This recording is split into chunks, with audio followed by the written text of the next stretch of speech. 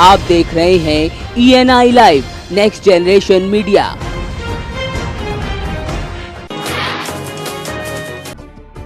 UP के उप मुख्यमंत्री केशव प्रसाद मौर्य निकाय चुनाव के चलते बरेली पहुंचे। सबसे पहले उन्होंने कार्यकर्ताओं से मुलाकात की। इसके बाद फ्रंट टावर में उन्होंने एक प्रेस कॉन्फ्रेंस की। केशव प्रसाद मौर्य ने कहा कि कमल विकास का प्रतीक है और सभी को एकजुट होकर अपने प्रत्याशियों को जिताना चाहिए। वहीं अखिलेश यादव पर निशाना साधते हुए उन्होंने कहा कि अखिलेश यादव के पास कोई एजेंडा और संकल्प पत्र नहीं है। सत्ता जाने से वो डिप्रेशन में आ गए हैं।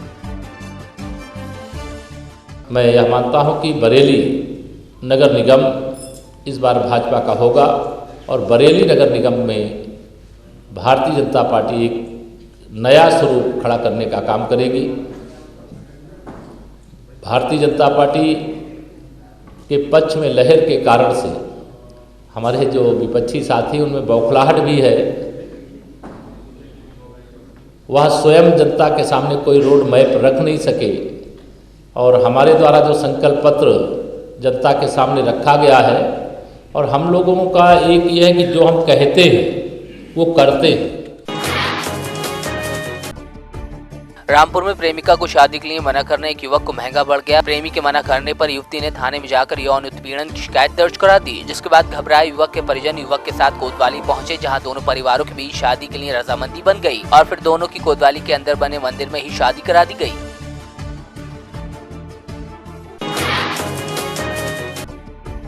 रामपुर में हत्या के आरोपी 4 लोगों को पुलिस ने गिरफ्तार किया है। बताया जा रहा है गाय की खरीद फरोख्त को लेकर 2 पक्षों में विवाद हो गया था, जिसको लेकर पुलिस थाने में मुकदमा भी दर्ज कराया गया था। इसी रंजिश के चलते एक शख्स को मौत के घाट उतार दिया गया था। फिलहाल पुलिस ने तत्परता दिखाते हुए 4 आरोपियों को हिरासत में लिया है।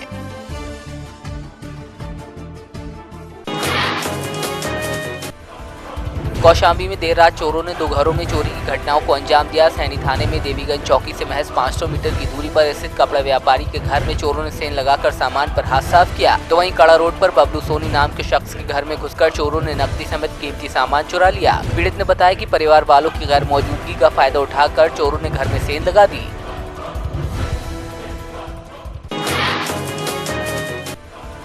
बरेली के थाना नवाबगंज क्षेत्र स्थित केला टांडा में घर के अंदर रखा सिलेंडर फटने से परिवार के 4 लोग बुरी तरह घायल हो गए। चारों घायलों को नवाबगंज स्थित आर्य अस्पताल लाया गया। अस्पताल ले जाते समय रास्ते में एक बच्चे ने दम तोड़ दिया। परिजनों ने बताया कि वेद प्रकाश गैस वाले गुब्बारे बेचने का काम करता था। वो हीलियम गैस के गुब्बारे तैयार कर रहा था, तभी सिलेंडर में ब्लास्ट हो गया।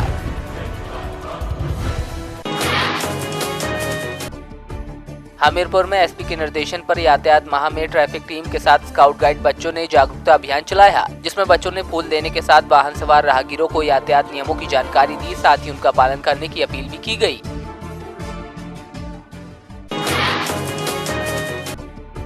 मिड डे मील की बदहाली का सच एक बार फिर खुलकर सामने आया है। मोगा के 4 स्कूलों में मिड डे मील की हकीकत जाननी चाहिए तो पता चला कि ठेकेदारों द्वारा जो खाना स्कूल में मुहैया कराया जाता है, इसकी क्वालिटी कभी तो ठीक होती है तो कभी खाने लायक नहीं होता। इतना ही नहीं, खाना स्कूल में सुबह के समय भेज दिया जाता है और बच्चों को दोपहर में दिया जाता है, जिससे खाना खराब हो जाता है। और जिन स्कूलों में खाना तैयार होता है वहाँ फंड नहीं मिलने के कारण मिड डे मील बंद होने की कगार पर है। गाँव बहोना के स्कूल में अध्यापक अपने पैसे से मिड डे मील बनवाते नजर आए। इतना ही नहीं, सर्दी में बच्चों को जमीन पर बैठाकर खाना खिलाया जा रहा था।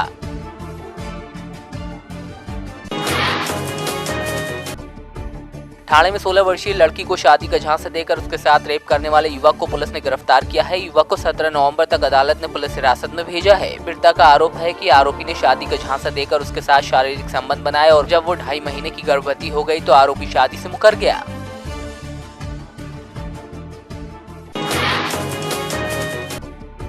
लातूर निगम के अधिकारी के गायब होने के कारण लोगों को घंटों उनका इंतजार करना पड़ता है। लोगों का कहना है कि अन्य कर्मचारी भी किसी बात का ढंग से जवाब नहीं देते, जिसके कारण उनकी तकलीफ और बढ़ गई है। वसूली विभाग के प्रमुख के बारे में कहा जाता है कि वो घंटों अपने दफ्तर के बाहर रहते हैं। वहीं इसकी शिकायत मेयर से की गई तो उन्होंने कार्रवाई का आश्वासन दिया है।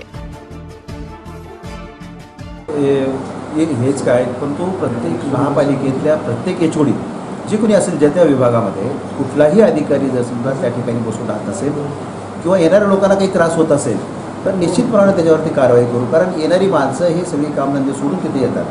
त्यांनी इथं आल्यानंतर त्यांचं काम सुरळीत असेल तर 1 मिनिटामध्ये त्यांचं काम झालं पाहिजे आणि ते काम करून सहजपणे आपापल्या उद्योगाला गेले पाहिजे। आमची पुढची भूमिका हेच असणार आहे की इथं येणाऱ्या लोकांना लातूर शहरातल्या कुठल्याही बाबतीमध्ये कसलाही त्रास नाही झाला पाहिजे आणि असं होत असेल तर निश्चितपणे त्याच्यावरती कारवाई करू।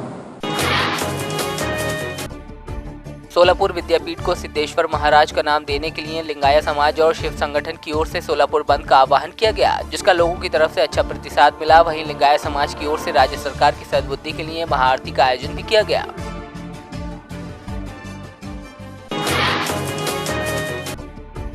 छिंदवाड़ा कलेक्ट्रेट में जिले के प्रभारी मंत्री गौरीशंकर बिसेन की तरफ से एक बैठक की गई, जिसमें अधिकारियों के साथ उन्होंने मक्का खरीदी पर चर्चा की, साथ ही भावांतर योजना पर बात की गई। इस दौरान तमाम अधिकारी और कर्मचारी मौजूद रहे।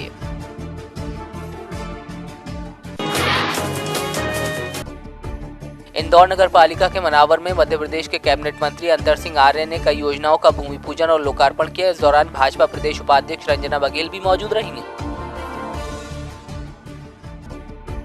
मनावर विधायक और भाजपा प्रदेश उपाध्यक्ष रंजना बघेल ने प्रेस कॉन्फ्रेंस के दौरान कहा कि कांग्रेस आदिवासियों का शोषण कर रही है। साथ ही उन्होंने कांग्रेस का रवैया आदिवासी विरोधी बताया। उन्होंने कहा कि वो पिछले 30 सालों से आदिवासियों की अगुवाई कर रही है, जबकि कांग्रेस आदिवासी बालक बालिकाओं को गलत दिशा में लेकर जा रही है।